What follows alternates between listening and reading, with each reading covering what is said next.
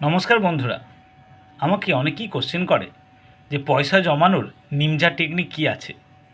এর একটাই সলিউশন, যদি আপনি ওয়েলদি বা রিচ হতে চান তাহলে সবথেকে বেশি আপনাকে পড়াশোনা করতে হবে। Learn learn and learn, that's mean নিজেকে আপডেট করুন এবং নিজের নলেজ বাড়ান। এই নলেজ বাড়ালেই তবেই কিন্তু আপনি অনেক বেশি ওয়েলদি হতে পারবেন।